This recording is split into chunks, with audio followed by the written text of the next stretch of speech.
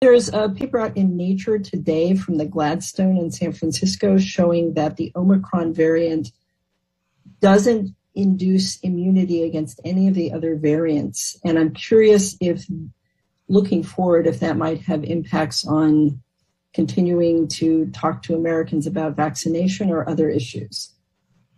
Okay. Tony, do you want to take that? Yeah, I have not seen that paper since I was doing other things this morning, but I'll be looking at that very carefully. Yeah, I mean, obviously, we are seeing even before that paper that Omicron itself, when you get infected, does not have the broader coverage of the other variants, such as Delta and Alpha and Beta, which is the reason why one has to be very careful. And we're doing those studies about what the next boost should be. Should it be a bivalent that includes an Omicron variant together, for example, either with a wild type or perhaps one of the other variants? So we're aware of that phenomenon. I haven't seen that particular paper, but that's exactly the reason why we're doing studies right now to determine what the best boost would be as we get into the fall and early winter. All right. Next question. Let's go to Meg Terrell at CNBC.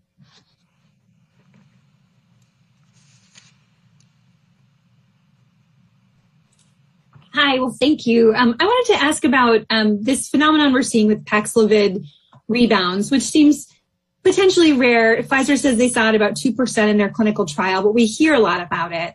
And, you know, when people are testing positive again at day 10, I'm wondering, do you think there needs to be some federal guidance about isolation at that point, given that if people are testing positive again, they could potentially be contagious? How are you guys looking at this? Yeah, so let me start maybe, and then I'll turn it over to Rochelle to see if she has any further thoughts on, or Tony. But let me start by saying, Meg, you're absolutely right that the clinical trial showed about 2% in the Paxlovid group and about 1.5% in the placebo group. But that was with Delta. And so the question is this more common with Omicron? We're actually doing a lot of work right now to try to sort that out. We're talking to health systems, getting real world experience data. But if you think about it, if you have 20,000 people getting Paxlovid every day, that would mean that even if it was only still 2%, that would mean 400 people are having rebound every day. So it is hard to know exactly how often it happens. I think the key points, or a couple of key points that are really important. One is that the people who have that rebound are not getting particularly sick, are not ending up in the hospital. If the goal of this treatment, which it was to prevent hospitalizations and deaths, it is doing that incredibly well. So the rebound issue is something we're looking at very carefully, but I think but it is not leading to people getting particularly sick. On the issue of whether those people are contagious, how we should be advising them, let me see if Rochelle or Tony have any thoughts on that. Rochelle, to you first. Yeah, maybe I'll just add that we've always said in our CDC recommendations that if you have symptoms that you should put your mask on. So we would say if your symptoms recrudesce that we would recommend putting your mask back on. Yeah. And Tony, any thoughts on that? No, I'm not, actually not. Just confirming what Rochelle just mentioned. Great. Let's go to Tamara Keith at NPR. Thank you. On the Paxlovid rebound question, are you also looking into whether there should be a longer course of Paxlovid instead of the 5 days, maybe 10 days? And I'm just going to sneak in a point of personal privilege. What's up with the under 5 vaccines? It just doesn't seem like there's much urgency out there, and that's a large population. Tony, you want to start us off with the 5 versus 10 days and your thoughts and what we know? Yeah, exactly. In fact, we're in active discussion about studies that we might do here at the NIH with our own study capabilities, as well as with the people from Pfizer. In fact, we have been in rather direct communication with them, and we'll continue that about what the best study to do to determine whether or not we need a longer course or not. So that's imminent. We're going to be not only talking about that, we're going to be planning what studies we're going to be doing relatively soon. Within the next few days, we're going to meet. And on the under 5, I'll just say that I think there is actually quite a bit of urgency. The FDA now has I think they have all the data for Moderna, and they're going through it right now. And so that continues. And I have, we've been hearing from our colleagues at FDA that evaluation is moving as quickly as possible. I want to remind folks, because often people bring up, well, with some of the other pediatric vaccines, the time from submission to authorization was a little bit shorter. This is the first pediatric vaccine that Moderna has submitted all of its data for. And so there's a lot of data here that FDA is going through. I think we all feel the sense of urgency. We want to get this done as quickly as possible, but I think we also all agree we want to get it done right. And I remain very confident, based on the conversations I've had, that as soon as the FDA feels like they've got the data analyzed, and as soon as it meets their standards, they're going to make a determination.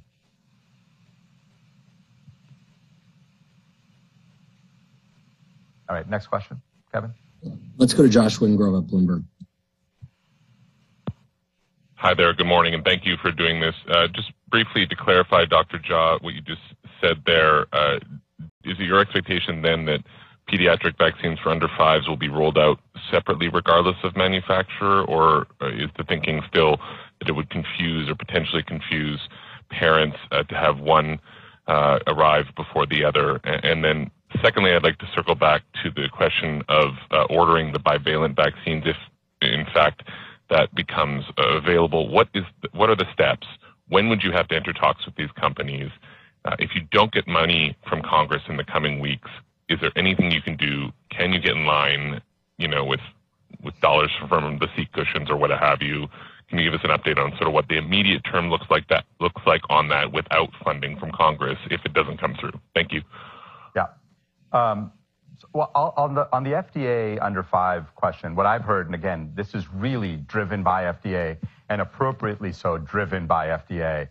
What I've heard from our colleagues at the FDA is that they're looking at the data they have in front of them, and that is what they're focused on, and they will make a determination as soon as they're able. And so that's really, like, again, ultimately, that is what we want to hear from them, right? That they're not going to delay, that they're not waiting for anything else. As soon as the analysis is done, they're going to make a determination, and that's my expectation.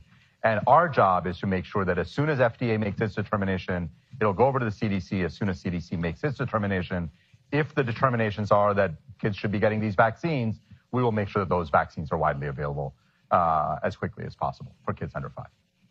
All right, on the question of bivalent vaccines, the way to think about this is it takes about 3 months to manufacture these things, right? And if we want to be ready for the fall, it's not too early to start thinking about this stuff. And in fact, we've had kind of, we've had some very preliminary conversations with the manufacturers, but the negotiations around it have not yet begun, partly because we're waiting for resources. And the truth is that other countries are in conversations with the manufacturers and starting to kind of advance their negotiations. Again, obviously don't know the details of what other countries are doing. And so my take is every day we wait, every week we wait, we just fall a little further behind in line. We are very committed to finding enough resources, and that means we're looking across all of the other programs we have, the monies we have for other things, and asking where can we pull some dollars to at least be able to get some vaccines for the fall and winter. I think if Congress abdicates its responsibilities, it is not acceptable for us in the administration to go into the fall and winter with 0 vaccines. I am confident we'll find money to be able to get some Americans vaccinated, maybe just the highest risk, we don't know. But these are not decisions we want to be having to make. We want Congress to just step up and fund our ability to make sure that we get enough vaccines for all Americans. Let's go to Ed O'Keefe at CBS. Thank you, doctors, for doing this. Just to follow up then on the question about vaccines for those under 5. Realistically then, because this is a question we get asked a lot too, are we weeks, are we months away from those shots? And when you say, Dr. Jha, that you feel that Congress has been receptive to what you've been talking about in terms of funding, can you describe a little bit more than what's holding things up? And how are they receiving these warnings that you continue to put out there that if there's no money, then as many as 100 million infections could happen? I mean, those are big numbers to be tossing around at a time when you're trying to get Congress to act. Well, I don't know if anybody else wants to take the under 5 question, since I feel like I've tried. Tony, or any thoughts on how you see the under 5 weeks? Well, yeah, Ashish, you said it very, very clearly. The important thing is that you want to leave the FDA to do what they do well without unnecessary pressure or interference. They are totally aware of the fact that this is a pressing problem, and they will do it as expeditiously as they possibly can. And it is a process of getting all of the data and having the time, and they don't waste time, to analyze the data and make a decision that the United States public will feel comfortable about because they did it correctly and put all their resources into it. So it wouldn't be appropriate for either myself or Rochelle or Ashish to give you days versus weeks versus months. They're going to do it as expeditiously as they possibly can. Yeah, and on the issue of funding, I'll say, I've spent a lot of time up in the Hill. I was up in the Hill again this morning. When I think about my one-on-one meetings and my small group meetings, I think I've met with more Republicans than Democrats. I've met with both members of the House and the Senate.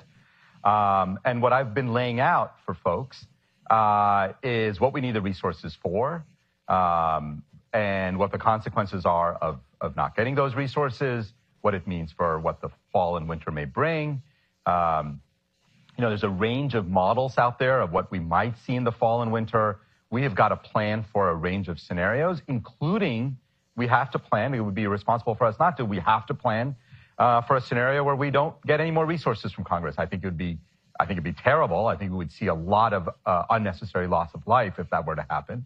But we're looking at all the scenarios and planning for all of them. I think at the end of the day, Congress works in the ways that it works. I remain confident that Congress is going to pull through on this and give us the $22.5 billion supplemental request that we have put in. That's our request. It's an emergency supplemental.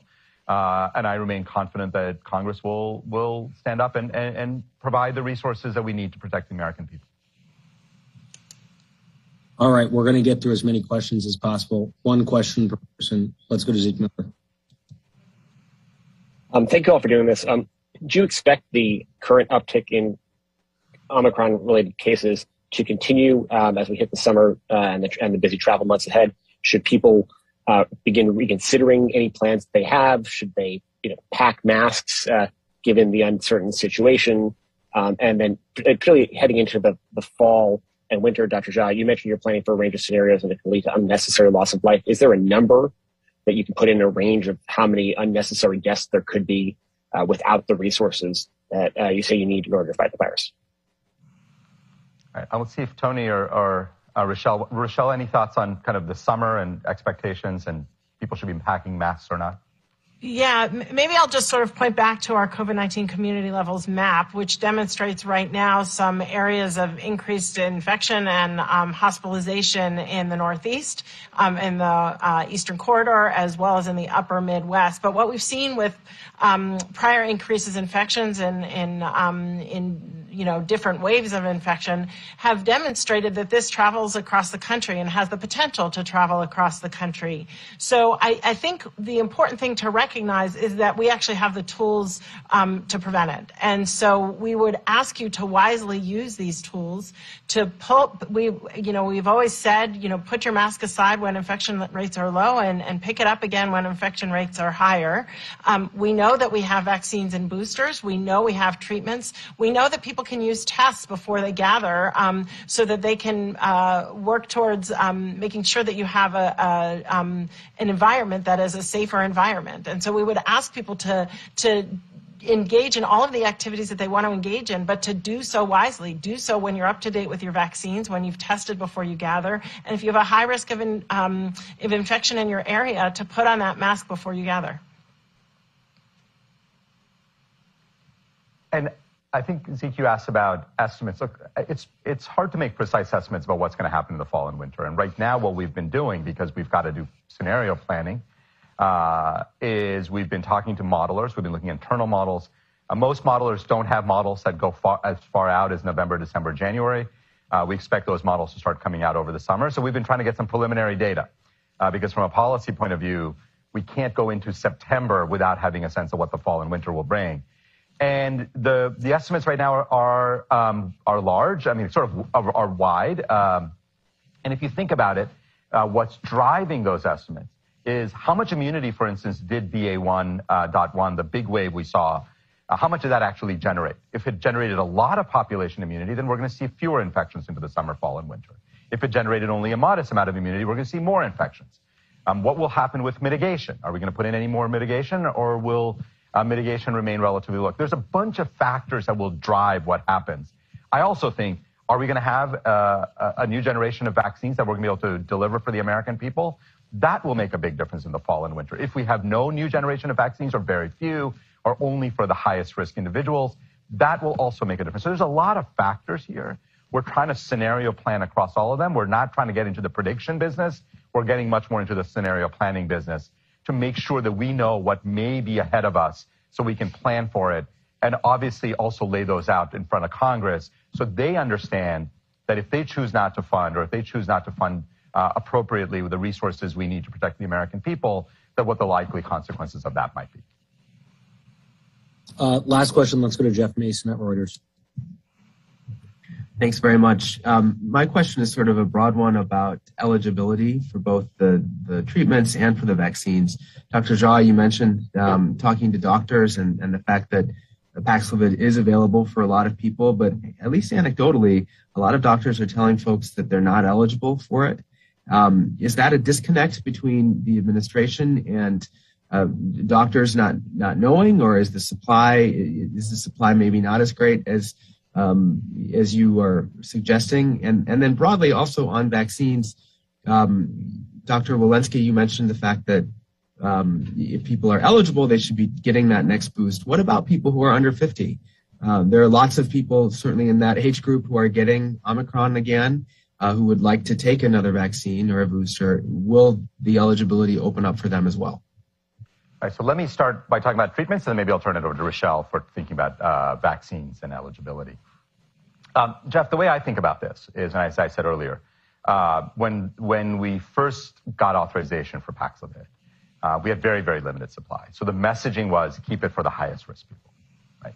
And that kind of messaging and kind of almost a scarcity mindset tends to set in, and it takes a lot of effort to get people to shift. And usually, under normal circumstances, it would take years to get doctors to change their practice patterns in substantial ways. But we don't have years for this. So we have been going, I think, pretty clearly and pretty strong on helping doctors understand that actually the range of people who are eligible is quite broad. And it's not my definition, it's the EUA of the FDA. If you look at the emergency use authorization, they say anybody who's at increased risk of severe disease. And then they actually point to a CDC document. If you go to that CDC document, it's a very broad range of people. And so my general advice has been, we got to follow the EUA. You should be relatively permissive about this. You should not get excessively restrictive. We have plenty of supply right now. We're not trying to, prevent Americans from getting them. In fact, the opposite. We're trying to make sure that everybody who's eligible, which is a large proportion of the population, and whether the supply is adequate or not, what we're doing is we're tracking very closely ordering. We're making sure that if there's any municipality or any local district or any pharmacy that feels like they want more, we'll make sure they get more. But we're making sure that the supplies are adequate. We have substantially increased at more than 30,000 sites now across the country. And we're not done, by the way. This has been 4 weeks of work. We're going to keep going, adding more test to treat sites, adding more opportunities. So it's just about messaging. It's about clarity. It's about making sure people understand who's eligible, and then making sure that as people get eligibility or are eligible, get the prescription, that it's available very, very widely. Rochelle, to you on the vaccine question. Great. Thanks, Ashish. So, what we do know about these vaccines is they work well to prevent severe disease. They work very well to prevent severe disease if you're up to date. We do know that, as I showed in the graph, that there are many people who are eligible for a fourth dose and even for a third dose have not yet received them. So for those over 50, those are the people who are most at risk of severe disease, and we really do want them to go ahead and get that third or fourth dose if they haven't gotten either. to prevent severe disease. For those under the age of 50, there are still quite a few people out there who have not gotten their third dose, and we know that third dose is really important, especially against Omicron. So we would encourage those people to get their third dose. With regard to a fourth dose for those under the age of 50, that is going to require action from the FDA, and we're in conversations there as well. All right. So I think, Kevin, I think we're done with Q&A. So let me just wrap up here by saying thank you all for joining us. This is my first COVID press briefing since I took on this role from Jeff Zients. And what I want to do is two things. First of all, we've both, Tony and I know Rochelle as well, been out there in the media talking. I think, Tony, I counted between you and me, we've done 50 media appearances in the last 5 weeks. So we've been out there, but we want to do more of these briefings. And so we will continue, I commit to continue to do these briefings on an ongoing basis. Obviously, when there's major news, we'll do it. Otherwise, we'll make sure that we do it on a regular basis so that we continue sharing information with people. Thank you all for joining us, and I look forward to seeing all of you again the next time we get a chance to get together. Thank you.